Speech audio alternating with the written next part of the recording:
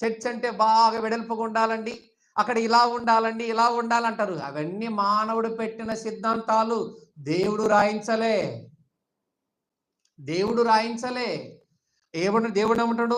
ఎలాంటి మందిరము కట్టుదువు, నా విశ్రాంతి స్థలం ఏది, ఇవన్నీ నా హస్తకృత్యములు కావా అని ప్రభు చెప్పుచున్నాడు అని ప్రవక్త పలికిన ప్రకారము సర్వోన్నతుడు హస్తకృత్య ఆలయములలో నివసింపడు. అంటే మానవుడు కట్టినటువంటి ఇళ్ళల్లో, మానవుడు కట్టిన గోడలలో దేవుడు ఉండడు. ఒకవేళ మానవ కట్టినటువంటి గోడలలో ఇదే దేవుడు ఉంటున్నాడు, ఇది దేవుని మందిరం, ఈ గోడల దేవుని మందిరం అంటే అసలు దేవుడు కట్టిన దేవాలయం ఏది? దేవుడు కట్టిన దేవాలయం ఏది? నీ దేహమే దేవుని ఆలయం, పరిశుద్ధాత్మకు నిలయం.